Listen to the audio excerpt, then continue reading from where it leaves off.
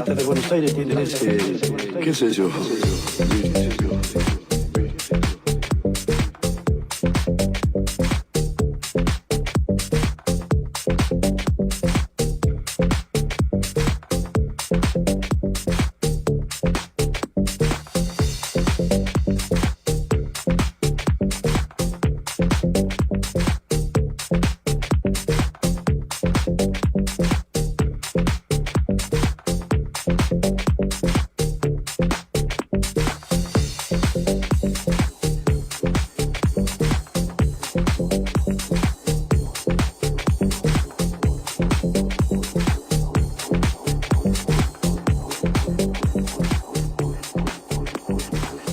Salís de tu casa por animales, lo de siempre en la calle.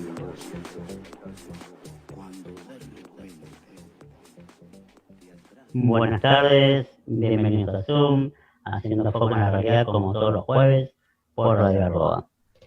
Antes de pasar a los invitados del día de hoy, les voy a hacer mi pequeño editorial. Este editorial no va a ser sobre los temas de la semana, va a ser sobre la realidad que tenemos con nuestro presidente y con la pregunta que me surge. ¿Alberto realmente gobierna?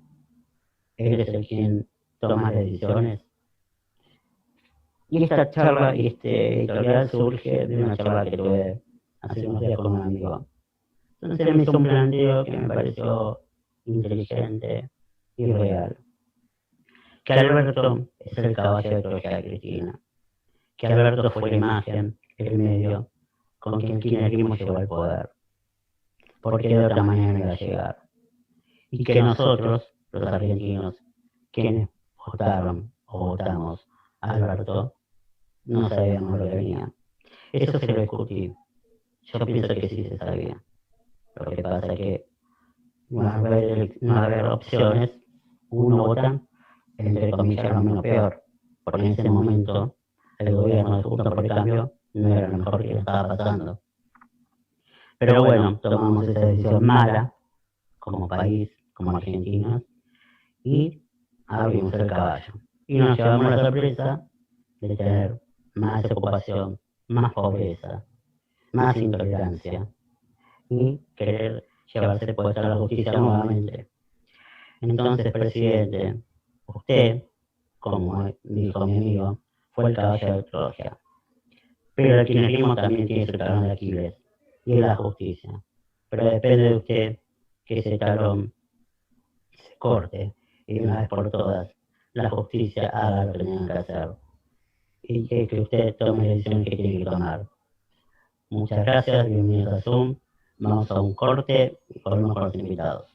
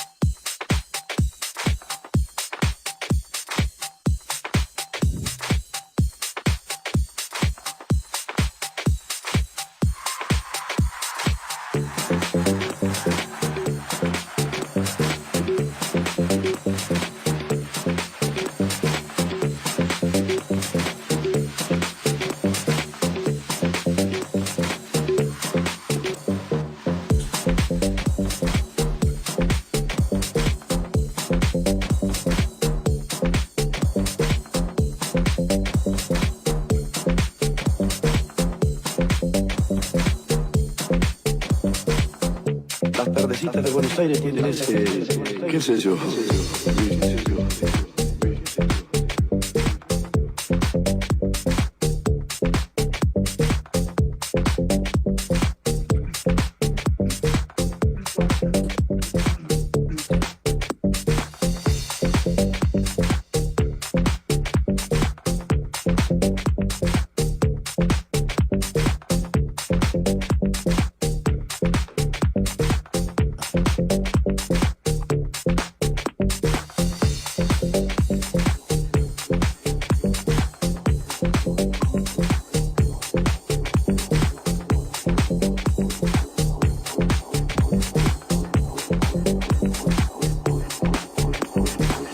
Salís de tu casa por el mal, lo de siempre en la calle de vos. Cuando de repente, de atrás del árbol, me aparezco yo. Buenas tardes nuevamente. Bueno, estamos con las invitadas del día de hoy. Victoria Villarruel, periodista, abogada, Karina Mariani, una amiga de la casa. Bueno, buenas tardes de todo. ¿Cómo estás, Victoria? ¿Cómo estás, Karina? Bien, ¿cómo va? ¿Me escuchan ahí? Sí, escuchamos perfecto. ¿Ustedes me escuchan bien? Estamos perfectas. Bueno, el Hola, tema... Karina. ¿Cómo va?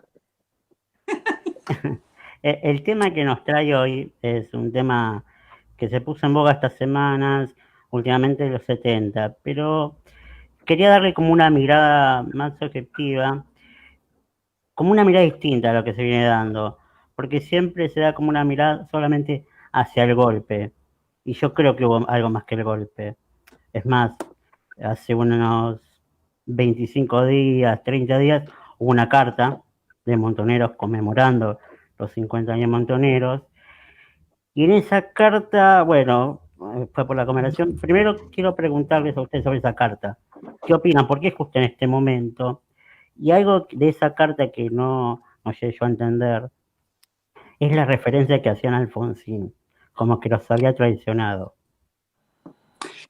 Mirá, te cuento, la carta esta, en realidad Montoneros y el Ejército Revolucionario del Pueblo vienen desde hace muchos años reivindicando su accionar e identificándose con mucho orgullo dentro de lo que es la existencia de estas organizaciones armadas y de cara a la sociedad en plena democracia. O sea, recordemos que hace pocos meses atrás también surgió una declaración del Ejército Revolucionario del Pueblo, donde ellos hablaban de que con un uniforme militar y un grado militar ofrecían sus servicios al presidente Fernández por el tema de la cuarentena. O sea, tanto Montoneros como el ERP han reivindicado su pertenencia, sus valores y no han depuesto nunca las ideas que tenían. Y eso, si querés, para mí es lo más significativo, que en definitiva a la población no le han contado la verdad de lo que hicieron en la década del 70, pero no tienen ningún empacho en reivindicarlo, en asumirlo y en hacer, viste, como eco de todas sus acciones, por supuesto, cuidando de quedar como los inocentes de la historia, cuando en realidad son corresponsables de lo que pasó. Karina. Hay una, sí, esperen, que estoy con problemas técnicos. Ahí habilité la cámara, recién venía, tenía mala luz. Me parece que hay algo que nosotros no estamos, no hacemos hincapié muy seguido y que Victoria lo estaba explicando. Hay hoy un reportaje no hace mucho tiempo, Vicky, en el que estabas con Reato y con Clara Mariño, y creo que estaba perdida y no me acuerdo, en la cual los tipos decían algo así como, bueno, esto no tenemos de qué arrepentirnos, no hicimos nada mal, en todo caso hubo algún tipo de error, te diría técnico, pero se daban el lujo de decir incluso que se comparaban con San Martín en el contexto de que, bueno, ellos estaban en una guerra y se consideraban soldados. Esto se contrapone con el discurso histórico que fue de blanqueo de las organizaciones terroristas de los 70, que es, acá no hubo ninguna guerra.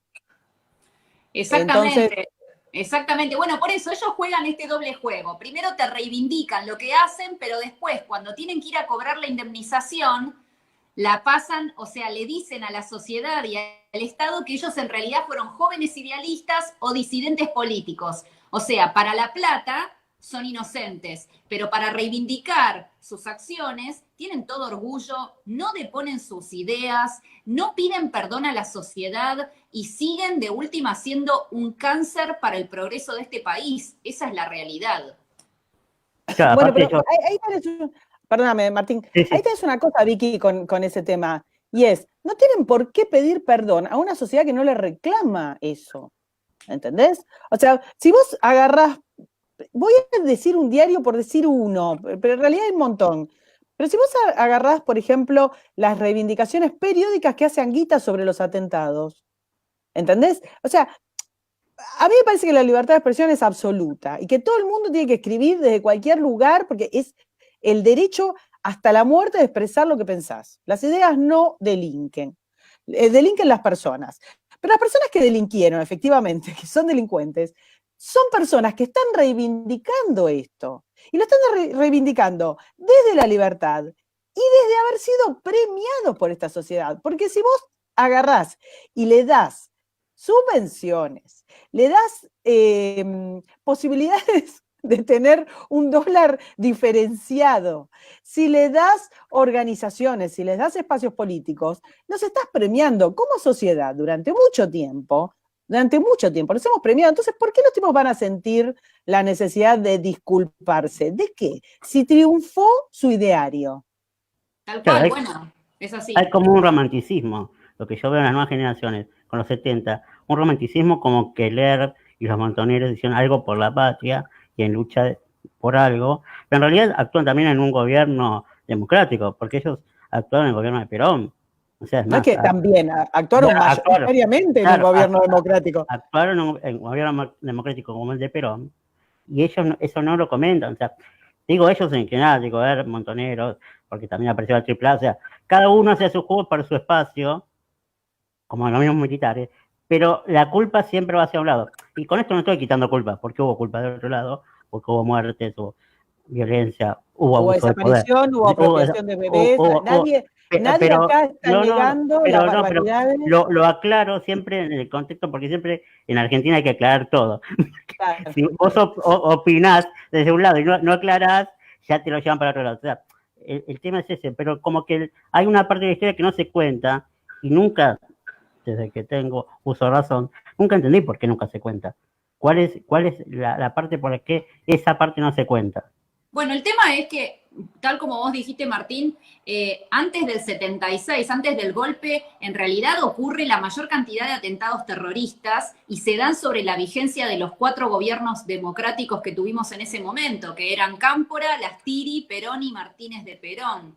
Durante esos 3 años de democracia, se contabilizan la mayor cantidad de asesinatos, de heridos, puesta de bombas, asesinatos, secuestros, copamientos de unidades militares, hasta secuestros de aeronaves.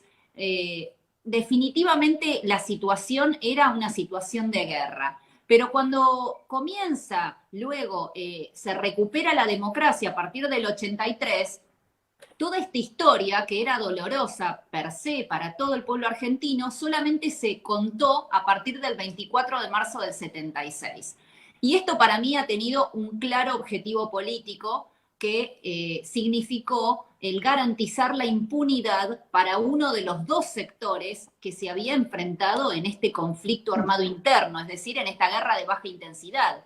O sea, el único sector que hasta el día de hoy continúa impune, continúa ocupando puestos de gobierno, continúa recibiendo indemnizaciones, continúan sus ONGs recibiendo subsidios. Es decir, el único sector que hasta el día de hoy significa para el Estado argentino un collar de melones en el cuello es definitivamente el de los tipos que quedaron impunes. Entonces, hay una clara intencionalidad de que esta gente no pague por sus crímenes. Y mientras tanto vos tenés ciudadanos de todo tipo, argentinos, extranjeros, de todas las religiones, de todas las ideologías, de todos los orígenes económicos y sociales, que han sido víctimas de Montoneros, el ERP y las demás organizaciones que cometieron actos de terrorismo, y ninguno de ellos ha sido ni indemnizado y no tiene derecho ni a la verdad ni a la justicia. Entonces, lo que hemos visto en estos 37 años de democracia es la construcción de un relato que ha garantizado la impunidad de un sector. Cari. Claro. No, ahí quería preguntarle, me gustaría, porque no sé si toda la gente sabe, las organizaciones terroristas cometieron innúmeros actos de violencia en democracia, algunos de los cuales son muy claros respecto del accionar profesional. Estoy haciendo profesional con comillitas con los dedos. Uno de ellos tiene que ver con el copamiento de Formosa. ¿Por qué? Porque cuando te cuentan, y esto es algo de lo que vos decías, Martín, cuando te cuentan la historia de los jóvenes idealistas, minimizan en tanto el accionar guerrillero que la gente no tiene idea de lo que estamos hablando. No solo estamos hablando de gente que se autopercibía como soldado, que tenía jerarquías castrenses, sino que, por ejemplo, secuestraban aviones. ¿Tá? Y esto tampoco es una cosa de un grupo de personas que veían que estaba decaída la situación socioeconómica y entonces se les ocurrió una idea romántica. No, no, no, no. Esto es un plan sistemático que viene de distintas modalidades del accionar terrorista de la Guerra Fría y que decanta en el terrorismo urbano. Victoria es especialista, yo no quiero meterme en lo que ella sabe mucho más, pero si querés contar, Vicky, un toque lo que es que estamos conmemorando ahora el aniversario del copamiento de Formosa, por ejemplo. Bueno, el 5 de octubre de 1975, Montoneros hace su presentación en sociedad al pueblo argentino como el ejército montonero. O sea, ellos eligieron la provincia de Formosa para mostrar el poderío del ejército montonero. Y para ello, ese domingo del 75, ellos secuestraron un avión de Aerolíneas Argentinas que iba en vuelo hacia la ciudad de Formosa. Lo secuestraron con todos los pasajeros adentro y, por supuesto, el personal de cabina. Lo hicieron... Perdóname, Vicky, porque acá te interrumpo, hago un poco le robo el periodismo, el rol periodístico. Martín. No, entrevistador, no periodista. Pero que quede claro esto, porque si no, nosotros vemos acciones, por ejemplo, no sé, cuando se habla del terrorismo en Medio Oriente o demás, y no estamos tomando conciencia de que secuestraron un avión con pasajeros. ¿Estamos? ¿Queda claro que acá no hay ningún idealismo de juventud, de ternura posible? Estamos hablando de delincuentes atentando en plena democracia. ¿Estamos? Exactamente, pero además no fue el único avión que secuestraron en vuelo. Ellos han secuestrado aviones, por ejemplo, y los destinaron a Chile o a Cuba, con todos los pasajeros adentro. O sea, imagínense ustedes están volando a una provincia del interior y de pronto terminan en Chile, y con todos los tipos armados hasta los dientes adentro de la aeronave. O sea, víctimas también son esas personas que en mi caso yo he podido entrevistar y que sienten terror hasta el día de hoy. Entonces, bueno, ese 5 de octubre ellos secuestran este avión de Aerolíneas Argentinas, además roban una avioneta, todo esto para pensar en la escapatoria luego del ataque. Habían copado previamente el aeropuerto de Formosa, que se llama el Pucú. Este aeropuerto tenía obviamente a la gente que iba a recibir a sus familiares y que todos quedaron cuerpo en el piso, cuerpo a tierra y con todos los terroristas armados. Y luego de eso, una vez que aterrizó el avión, se dirigieron hacia el Regimiento 29 de Formosa. Como yo les contaba, esto era un domingo. En octubre ya en Formosa hace un calor que raja la tierra, con lo cual después del mediodía la gente se va a dormir la siesta. Y en efecto, a muchos de los soldados conscriptos que estaban pernoctando en el regimiento los agarró durmiendo la siesta esta situación. Y algunos de ellos murieron de esa manera. Los terroristas atacaron el regimiento, Previamente mataron a un policía camino del aeropuerto, un policía de 28 años, y en el regimiento mataron a 10 soldados conscriptos de 20 años, a un suboficial de 31 años y a un oficial de 21 años. Es decir, asesinaron a jóvenes idealistas. ¿Por qué esos eran los jóvenes idealistas? Los jóvenes que deciden que van a defender la patria con su vida. Vicky, ¿nos decís algunos de los terroristas que hicieron el copamiento? Mira, vos pensás que esta fue la presentación en sociedad de ellos del ejército, ¿sí?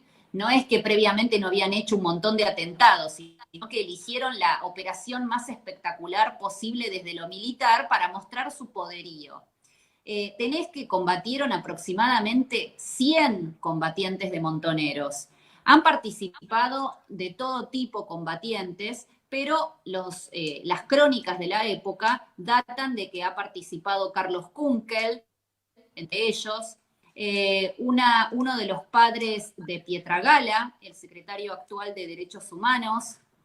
El que acaba de ver crecido en los últimos años, algo así como el 2000%, 2000% es una aberración, ¿no? Pero que se entienda, su patrimonio, siendo funcionario público. Sí, realmente es el lobo de Wall Street, se ve que es muy hábil, ahorra mucho. Que vos sabés que debe ser el único argentino en todo el país que en cuarentena le está yendo estupendamente bien. Bueno, al señor presidente también le fue bien el último año, creció un 71%. Pero lo de Pietragala es desbordante. Vamos, 2.300% más, eso es un winner. No, ni que juegues a todas las loterías posibles. Bueno, y participaron un montón de personas, obviamente hay algunos que, digamos, para el tema del terrorismo son conocidos, otros no. Este regimiento tuvo un soldado conscripto entregador que se llamaba Roberto Mayol. Este soldado era de Santa Fe, de una familia muy tradicional, que cuando se enteró que el hijo era montonero y muere en combate en el regimiento, no quiso pedir la indemnización ni nada por el estilo. O sea, tuvieron la dignidad que no han tenido la mayoría de los familiares de estos asesinos, que han pedido indemnización como desaparecidos. De hecho, todas estas personas que murieron en combate en el regimiento de Formosa figuran en el Parque de la Memoria como asesinados. La mayoría se han presentado para cobrar la indemnización como desaparecidos por la ley 24411. O sea, en definitiva, son recordados como si fueran héroes. Y vos sabés que en la Universidad del Litoral, en Santa Fe, hay una placa que recuerda a Roberto Mayol, al soldado entregador, como si el tipo hubiera sido un gran valor. Así que, en definitiva, esta fue una operación... Vuelvo a la misma. Ahí lo que tenés es una sociedad dispuesta a pagarle a terroristas asesinos una indemnización por su accionar. Esto es, Martín, cuando vos decís, bueno, yo siento que en los últimos tiempos se ha contado una parte. No es que se contó una parte, claro, se metió una parte. Por eso digo, es como un cuento, un romanticismo de los héroes de la República, bueno, de la Nación, pero en realidad se ocultó, y aparte el uso político, porque el peronismo también en su momento, bueno, Perón obviamente, los usa, entonces lo que, ahí veo el tema del poder, porque Perón cuando los expulsa, una cuestión de poder, es cuando después viene lo de Rucci. Bueno, lo de Rucci fue en el 73, en después 25, que lo Perón de la Plaza. El 25 de septiembre del 73, hacía 2 días que Perón había ganado las elecciones en su tercer presidencia, y Montoneros le tira el cuerpo de Rucci en la mesa de negociaciones, esa es la verdad, o sea, le quiso dar una muestra de fuerza a quien era el caudillo, el viejo líder. Y luego, bueno, es cuando Perón, lo que vos referís de que los echa de la plaza, ya es el 1 de mayo del 74, que ya es 2 meses antes de su muerte, con lo cual él ya estaba muy deteriorado, y ese discurso es impresionante porque lo habla detrás de un vidrio antibalas, o sea, hasta ese temor existía de que iban a atentar contra quien era el líder de todos ellos, o sea que esto también lo que muestra es que en esta utilización mutua entre montoneros Montoneros y Perón, terminó esto quebrándose ante el interés real de Montoneros, que era, por supuesto, utilizar la figura de Perón para llegar al poder ellos. Sí, Hay una cosa que me parece que es importante acá destacar. Montoneros, SERP, no son un fenómeno argentino, son la manifestación argentina de un fenómeno internacional. Sobre todo se da en América Latina, en el contexto, bueno, ustedes saben que teníamos como la última etapa o la etapa intermedia de la Guerra Fría, fue particularmente violenta en los fines de los 60 y los 70 en América Latina, y esto era un programa de orden integral de la región. Estaba comandado y tenía su base de operaciones, su base logística en Cuba. Ahí vuelvo a usurparte el lugar, Martín, para que Vicky nos cueste un poco cómo funcionaba. No, porque, a ver, estamos hablando de la sede central. Sí. Esto, yo quiero aclararle a los chicos que escuchan esto, o a la gente que quizás no es chico, pero no tenía tanto interés, no es cierto que había un deterioro económico que, si lo miramos con indicadores en comparación con los actuales, era Suiza, digamos esto. Pero es cierto que luego de la crisis del petróleo, la mayoría de los países de la región, bueno, todo el mundo había sufrido una caída económica importante y los países de la región estaban afectados. Pero esto no es real en términos estadísticos de que la gente se estuviera muriendo de hambre. No es cierto. No es cierto que había un deterioro. Escuché hace poco tiempo incluso a funcionarios de partidos grandes de nuestro país decir, bueno, en realidad mi idea era que, como estaba muy deteriorado el tema socioeconómico, teníamos que organizarnos. No hablaban de lucha armada, pero hablaban de organizaciones del tipo Montoneros. No es real, esto no es cierto, no pasaba, no era un reclamo de la sociedad, no era una demanda real. Esto fue la manifestación concreta de un plan internacional que venía a cuento entre que América Latina era el patio trasero de Estados Unidos y de Rusia en la lucha de la Guerra Fría. En ese contexto, obviamente, Cuba pasa a ser la universidad y los proveedores de arsenal. Ahí podés contar un poco más vos, Vicky. Sí, a ver, hay tres factores principales que se dan en el caso de Argentina, algunos son comunes a Latinoamérica, pero el primero de ellos es, tal como vos decís, es la Guerra Fría. Dirimían el poder las dos potencias del mundo, Estados Unidos y la Unión de Repúblicas Socialistas Soviéticas, y en el caso de América Latina y los países no alineados, que también era nuestra región, junto con África y Asia, se dirimió este tipo de batallas que eran guerras de tipo irregular. En el caso de Estados Unidos apoyó más bien a los gobiernos de facto militares o cívico-militares, y en el caso de la Unión de Repúblicas Socialistas Soviéticas apoyaron a los grupos insurgentes. En nuestra región la usina fue Cuba, y ya en 1967, en la OLAS, la Organización de Solidaridad Latinoamericana, en esta conferencia que se hizo en el 67 en Cuba, ya se ordenó de alguna manera, ya se plasmaba en los documentos públicos la necesidad de crear los ejércitos de liberación nacional en los distintos países de nuestra región. Entonces, el primer factor fue la Guerra Fría. El segundo factor, que fue muy preponderante para América Latina, fue la infiltración del marxismo en la Iglesia a través de la teología de la liberación. Entonces, allí los sacerdotes y las religiosas propugnaban una visión propia de los evangelios, donde ellos decían que la violencia de los oprimidos no era violencia, sino que era justicia. Y de esa manera justificaron la violencia armada, en la cual incluso llegaron a participar sacerdotes en acciones armadas, como ocurrió en Argentina, donde Montoneros llegó a tener y a solicitar ante el Vaticano que se le designaran capellanes militares.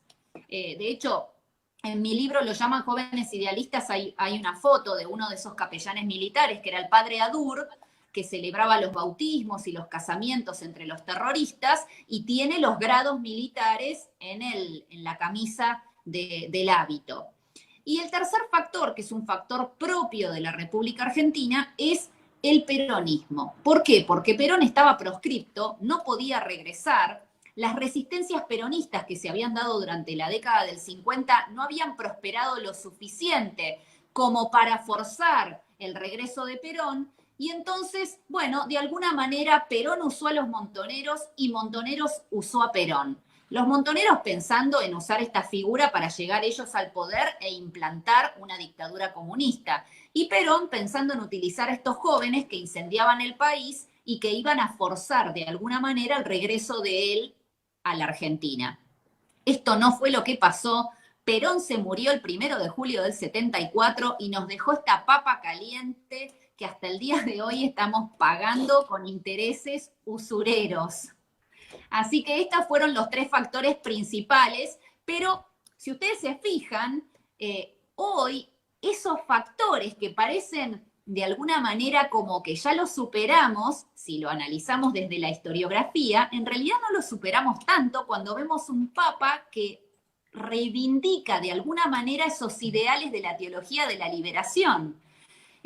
O vemos lo que es la presencia... Bueno, ojo, Vicky, perdón, te interrumpo un segundo. Si ves los últimos tweets, ni hablar de esta nueva encíclica de Fratelli, que es para analizar punto por punto, no tiene desperdicio, de alguna manera vuelve, a ver, si había una cuestión novedosa ideológicamente antes de los 70, es la idea de que el ideal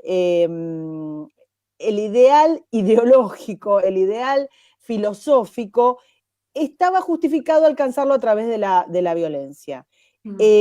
Esto fue plasmándose en distintos estamentos, en las universidades, en el arte, en libros, en obras de teatro, o sea, nada de todo esto siempre es una cosa sola, suelta, siempre es un combo.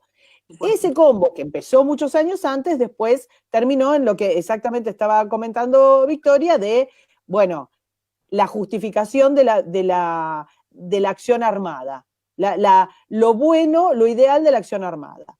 Y que viene a cuento también de cómo Cuba fue idealizando a personajes como el Che y demás, se hace alrededor de ciertas personas esto que Martín comenta y que llama la romantización de ese terrorismo. Si nosotros vemos ahora, si ustedes se toman el laburo de leer tweets del Papa actual, de Bergoglio, y esto no es una crítica a la Iglesia Católica ni a la creencia, nada que ver, sino a la cuestión administrativa del Vaticano, si ustedes ven, vuelve a justificar la acción por fuera de la ley en función de objetivos que él pone como prioritarios y a los que les da una agenda absolutamente sesgada a la izquierda, ya sin disimulo, ¿verdad?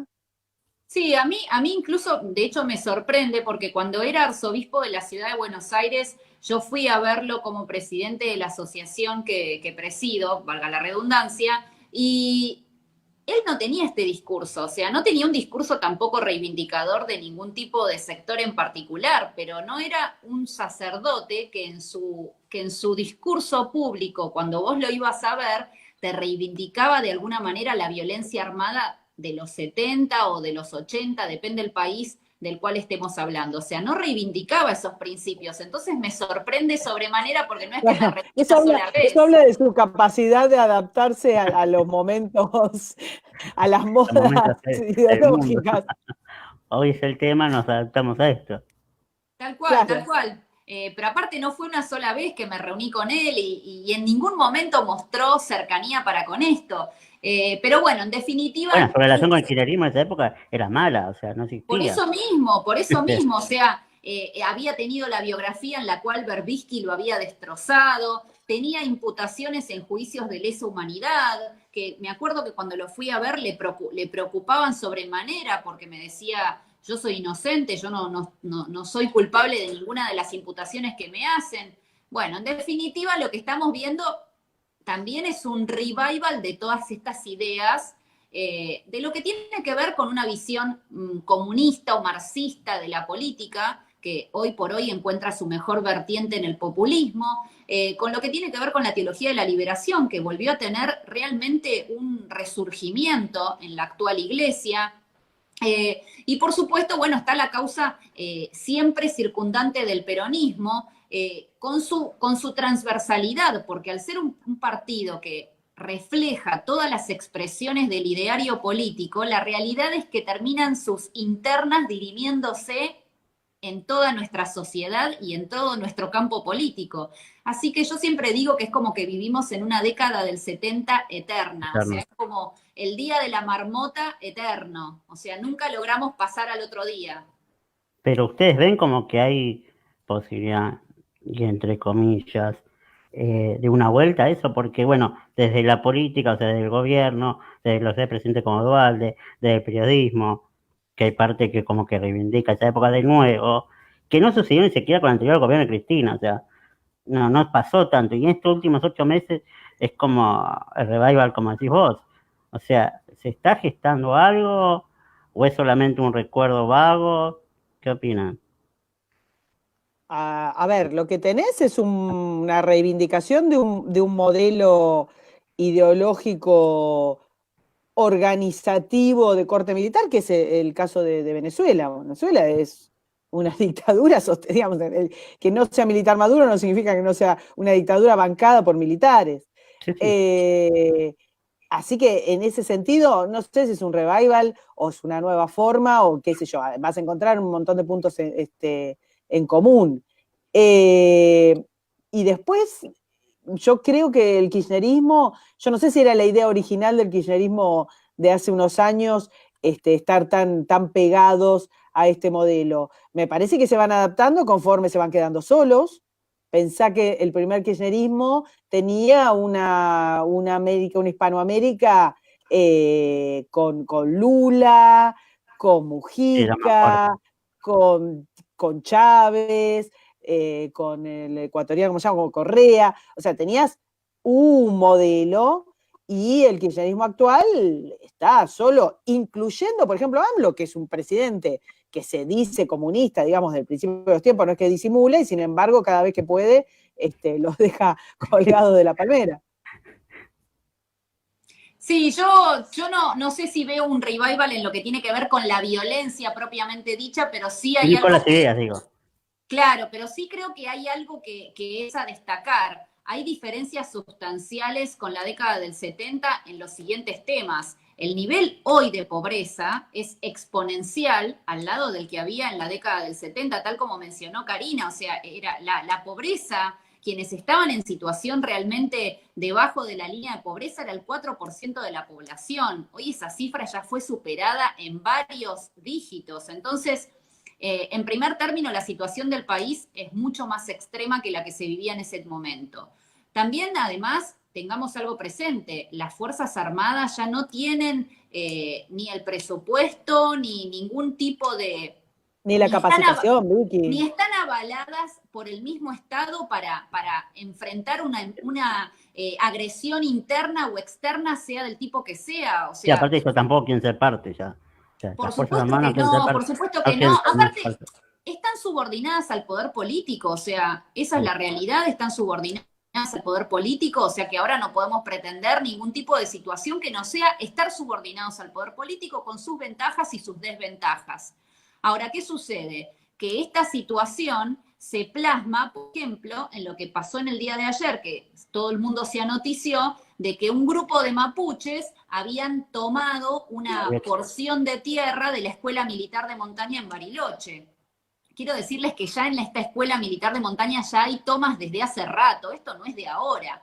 Lo que pasa es que avanzaron sobre un nuevo terreno, sobre una nueva porción. Esto totaliza una toma de 700 hectáreas que están en litigio, y aquí las Fuerzas Armadas terminan siendo desautorizadas de defender lo que es su función principal por un instituto que depende de la Secretaría de Derechos Humanos, como es el Instituto Nacional de Asuntos Indígenas. O sea que lo que estamos viendo... Del además, millonario Pietragala.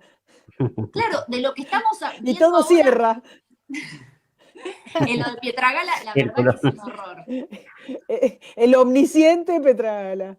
Sí, no, lo de Pietragal es un horror. Definitivamente creo que no tenemos que olvidarlo jamás porque es una vergüenza caminante. Pero yendo a lo de Bariloche, lo que nos estamos encontrando es que un Instituto Nacional de Asuntos Indígenas termina arrogándose el derecho de entregar tierras del ejército, que en definitiva son tierras de todo el pueblo argentino, a un grupo de personas que no reconocen al Estado argentino, que su derecho lo detentan supuestamente, su derecho entre comillas, a través de la violencia, y toda esta situación, en definitiva, como yo decía, si el ejército no nos puede ayudar a nosotros, ayúdense ustedes mismos, o sea, ¿cómo no van a poder defender o cómo no van a poder plantarse ante la ocupación de tierras que es ilegal? Imagínense que si esto le pasa al ejército, lo que nos pasa a nosotros como propietarios privados de un terrenito, de una casita, de un departamento. O sea, estamos realmente a la buena de Dios. Hay un factor que no era tan determinante, muy minoritario en los 70 y que ahora es un recontra factor para analizar, que es el narco. Ojo, porque ahí podemos decir, sí, es cierto que las Fuerzas Armadas fueron desmanteladas al punto que el ministro del área está proponiendo que los cadetes militares no practiquen tiro, o sea, no sé qué debe querer que hagan crochet. Entonces, es cierto que hay un ensañamiento con ese sector, pero también es cierto que tenemos un crecimiento exponencial de la violencia narco, y la violencia narco es una violencia organizada, nos guste o no.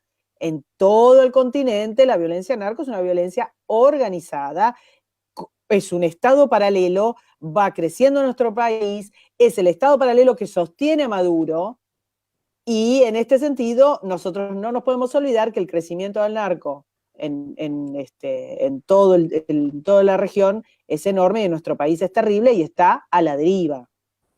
Exacto, bueno, por eso mismo, en definitiva, ese componente en el caso del conflicto armado de Argentina no existía, o sea, nosotros no tuvimos el componente narco, sí lo tuvieron Perú y Colombia, pero en el caso de Argentina nunca fue una situación que se viviera dentro de lo que ocurrió en los 70.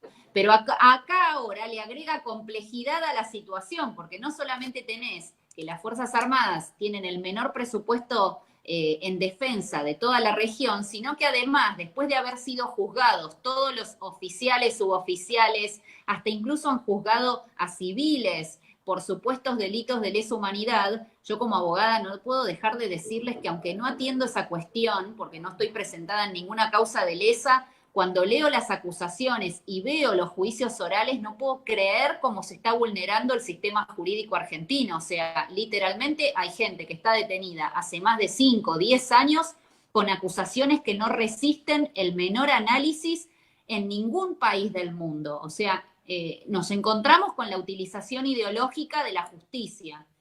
Entonces, ¿prisiones preventivas, por ejemplo, de cuánto tiempo, Vicky? Y hay gente que tiene prisiones preventivas de 10 años.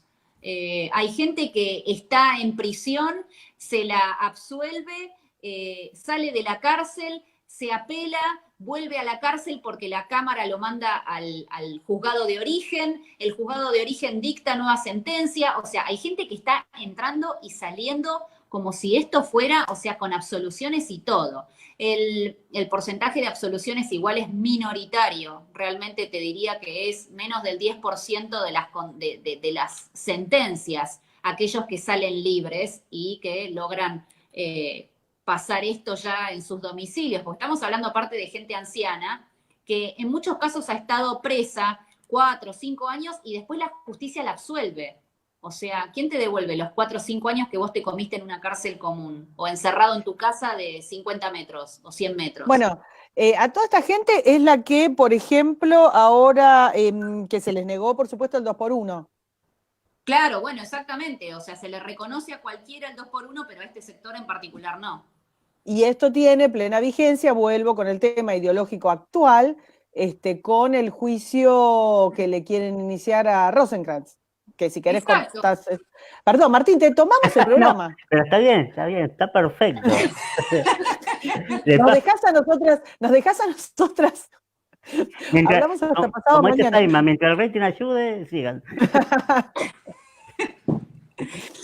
Pero sí, lo que está pasando, a ver, lo que le pasa a Rosenkrantz está pagando el voto del 2 por 1, pero el problema acá es que se está destrozando el sistema legal, porque estos juicios sí se está juzgando a gente que para la sociedad es antipática, el sargento Pirulo, o sea, el sargento X, que está acusado de crímenes terribles de lesa humanidad, crímenes que en la mayoría de los casos no se demuestran, porque te digo que yo he visto sentencias, declaré por primera vez en un juicio de lesa humanidad este año, nunca había sido llamada como testigo de contexto, y las acusaciones y las preguntas de la fiscalía y de los querellantes, las preguntas que yo tuve de parte de ellos eran vergonzosas. O sea, yo dije, si esto es contra un ciudadano que de última es especialista en un tema, no me quiero imaginar lo que debe ser con aquellos que están imputados de esto, que en la mayoría de los casos, ya te digo, ni siquiera se demuestra. Entonces, esta situación se va a verter, se va a volcar sobre el resto de los ciudadanos. O sea, si los ciudadanos creen que esos antecedentes legales no los van a alcanzar en alguna otra situación, bueno, tienen un profundo desconocimiento, porque esa doctrina y esa jurisprudencia nos va a influenciar a todos en los órdenes que sea. Bueno, la última pregunta, porque ahí me están avisando que vamos cerrando. Y es ¿hacia dónde vamos y cuándo vamos a ver justicia para todos? No solamente para un sector. O sea, primero, ¿hacia dónde vamos como país? Y vuelvo a repetir la pregunta, este incentivo dual de políticos, periodistas, de traer de vuelta esto, traer de vuelta el tema del golpe. O sea, si es solamente el hablar o si se está fomentando algo, o como se dice, el asado, cuando hay que apurarlo un poquito, si es eso, y si en algún momento llegará el juicio para todos. ¿Qué opinan? Yo creo que... A ver, perdón, dale, Vicky. No, bueno, si querés, yo quería comentar, y respecto del juicio para todos, comentá vos que sabés. Sí. A ver, Martín, tenemos una situación sociopolítica que es un hervidero. Tenemos una pobreza, como bien comentaron ustedes, de arriba del 50%. Que afecta mucho más, además, a las generaciones más jóvenes, con el agravante de que hay gente que no está haciendo contenida hace casi 10 meses, que no tiene escuela, que no tiene comedores, que pueden llegar a alcanzarles alguna limosna, pero que no tienen ni siquiera manera de ejercer un laburo en el sector en negro o una changa. O sea, estamos sentados en un volcán. Y esto no hay, digamos, y no ha habido una sola medida que haya sido positiva. Es más, todas las medidas fueron negativas. Quieren bajar el dólar, sube. Quieren quitar impuestos, les cae la recaudación. Y así todo. Entonces, esto no significa, yo no creo, me parece que lo de Duhalde sinceramente fue un delirio o tratar de que le atiendan el teléfono haciendo un berrinche infantil. No creo que tenga que ver con un golpe de corte militar, me parece que eso es una pavada grande como una casa y que es parte de levantar los demonios del kirchnerismo para asustar a la propia tropa, para que empiecen con esas estupideces, porque ellos ven setentismo en un yogur. Entonces, en ese sentido, a mí me parece que fue una pavada. Pero sí es cierto que estamos en una decadencia enorme que lleva muchísimos años, que viene ya de los años 40, pero que se espiraló y ahora tenemos lo que estamos teniendo ahora sostenido con guita que tiran a la Bartola, que no da resultado, que no para la pobreza, que no para la indigencia y que además nos está endeudando y está haciendo que nuestra moneda no valga absolutamente nada. ¿Cómo sigue? ¿Qué sé yo? No veo nada promisorio en este esquema y con esta forma de pensar este gobierno. Vos, Vicky, No, yo coincido con vos, yo no veo posibilidad alguna de un golpe de Estado de tipo militar, pero cero posibilidades le veo a esa opción. Además, en tal caso creo que es más posible un autogolpe o un golpe que tenga componentes netamente civiles dentro de distintas facciones del gobierno, pero no veo ninguna posibilidad de que los uniformados participen de ese tipo de situación. Por otro lado, la situación económica del país y social es de una gravedad que creo que no ha conocido este país jamás. O sea, creo que esto es muchísimo más grave que lo que se vivía en el 2001. Así que definitivamente temo más por ese tipo de situación, por las consecuencias que va a tener, que se han acentuado con esta cuarentena eterna a la que nos ha obligado este gobierno. O sea, a todos los problemas de coyuntura que tenía la República Argentina pretendió ponerles un parate de 6 meses como si eso hiciera que dejaran de existir, y no solamente no dejaron de existir, sino que se acentuaron. Así que la situación definitivamente las consecuencias son mucho peores de la cuarentena que el virus en sí. Y la última. Y todo eso acentuó lo político, obviamente, la falencia de poder político, la acefalía, la debilidad de este gobierno, sobre todo de la figura presidencial. Así que bueno, y para ir es un cerrando panorama terrible. La pregunta final, en resumen, en 1 minuto y medio. ¿Ves que en algún momento va a haber justicia para todos? No solamente para un sector. Yo cada día me levanto pensando que va a haber justicia para todos, porque creo que esa es la manera de encarar una lucha y sostenerla, que es no sintiéndote derrotado nunca. Pero creo que es algo muy difícil en tanto y en cuanto el pueblo argentino no participe, no se involucre y no se dé cuenta de que lo que le ocurrió a las víctimas del terrorismo les podría haber ocurrido a ellos también, y que solo por esa razón tendríamos que estar todos pidiendo justicia. Muchas gracias, Victoria. Muchas gracias, Karina. Y la verdad, un programa. Les agradezco a las dos. Gracias. Gracias. Un abrazo a todos. Chao. Chau, chau. Vamos a una pausa y volvemos. Chao, chao.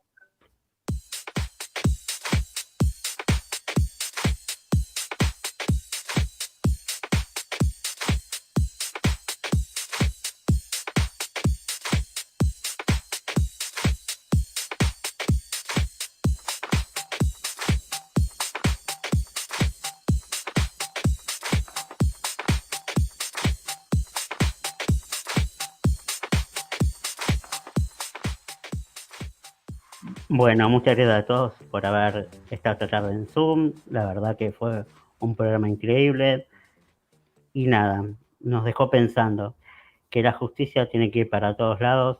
El nunca más tiene que ser para los golpes militares, para la ER, la AAA y Montoneros.